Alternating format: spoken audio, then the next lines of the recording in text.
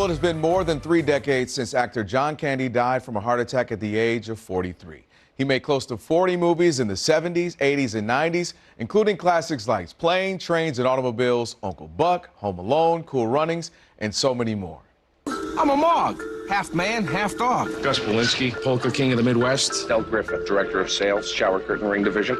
Now his kids are putting together their own film, the new Prime Video documentary, John Candy, I Like Me. It's a film filled with never-before-seen footage and intimate interviews with his famous friends. He was amazingly funny. Thank you. And joining us now to talk about his love letter to John are his son and daughter, Chris Candy and Jennifer Candy-Sullivan. First of all, thank you both for being here.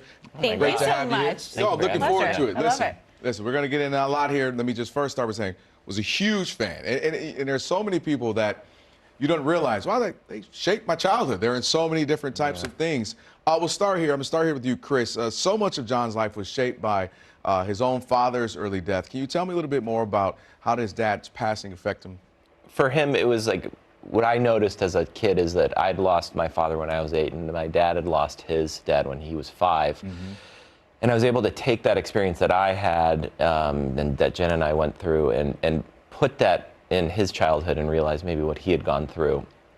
And it's not easy. I think the movie at its core is there to help people talk about loss, talk about what it's like to go through and how it's not easy for anybody at any age, but specifically being a kid. And so I know through his journey and through his life, he was looking for that advocate and a father and a parent, and I think he ended up in some ways creating a version of his father in his movies that he kind of always wanted. I can see that can make sense there. So you mentioned, Chris, you were around 8 years old. Jennifer, you were around 14 when your father passed. Do you remember your last conversations with him, just kind of your last moments at all? I vividly do. I was in 8th grade. When our dad had called, he was in Durango, and he would call every night and have conversations with us, and just like, how's the day? And I'm doing homework. And I remember I was vividly studying for a vocabulary test, and I was, on my bed and talking to him on the phone, and but I was distracted. So it was like I was distracted because I knew I had to go and study, and it was the quick, short kind of like, okay, I love you, talk to you tomorrow, and that was it. Like, it was short and sweet. And that conversation always sticks with me because it was short and sweet, and I was focused on a vocabulary test that I never got to take. And, it's kind of put perspective of not saying, like, the vocabulary test is very important, but at the end of the day, I probably didn't need to, like, stress so much about that moment. It was like, just take a break and enjoy the people around you and just kind of be in the moment. I agree with you there. I'm gonna stay with you for a bit, Jennifer. This documentary was in the works for years, but it really took off when Ryan Reynolds got involved. I imagine there's a Canadian connection there. Just me jumping out on the limb here. What's it been like having someone like Ryan champion your father and wanting to tell his story and his legacy? Well, I think it was an honor, and it was great to have Ryan. Ryan years ago had reached out to our family and wanting to do like a tribute video, and it went viral, and it just kind of blew up, and we realized that this was an opportunity to kind of explore our dad's life again in a different form of a documentary, because documentaries were changing and shifting, and we had done things in the past, but now was time to kind of go in deeper and then also, introduce our dad to a different generation. What are some things that you may have learned about your father that you didn't know? Me understanding the connective tissue that we have generationally. My father's been gone for 31 years, but there's so many things that the two of us share in common that he wasn't there to, like, tell me to do. I, have talked about it often on this journey, but like, I'm late to things often, and my dad was nicknamed No-Show to things. I did, from his best friends. Like, there was just this part of him that is shown up in me.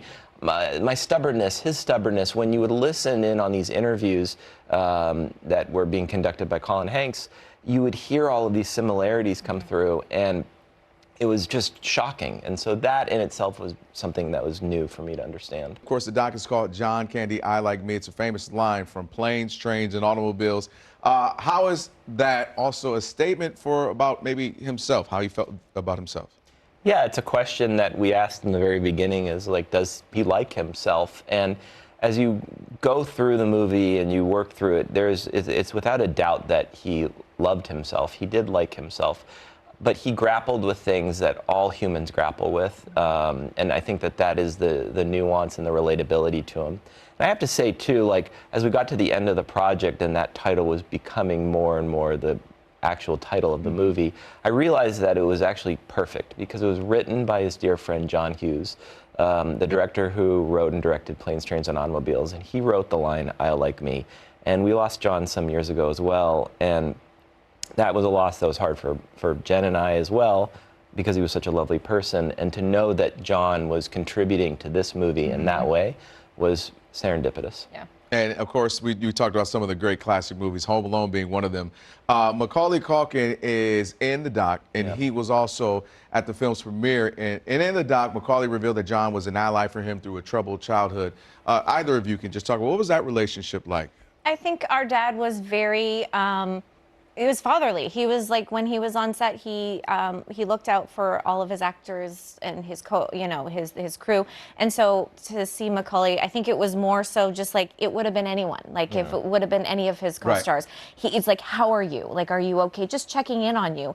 Even if our dad didn't know exactly what was going on with Macaulay in his life per se, but I think he always knew to check in on people and to genuinely ask how you're doing. What would you say the movie that people reference the most? Like, oh, I loved him in that, or oh, this was my favorite. Is there one in particular? You know, it's one that we didn't get to cover too much in the movie, but it's super important and it meant a lot to him. It was Cool Runnings, such such a great movie. Yeah. So glad you, because that was in my 3. Good. Yeah. That was in my 3.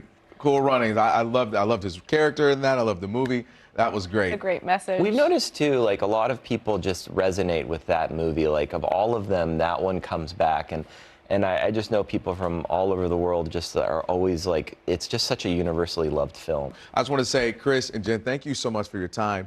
Thanks for sharing Thank you. your stories with us. We appreciate that again. John Candy, I Like Me is on Amazon Prime Video tomorrow, so make sure you check that out. Thank you so much. Thank you so much. Wish you all the best, for sure. Absolutely. All right, more on the other side. Stay with us. Thank you for watching our YouTube channel. For more stories in your communities, click the subscribe button right here. You can also download our app or watch us on TV for the latest information, balanced coverage, weather updates every 10 minutes, and more. We'll see you then.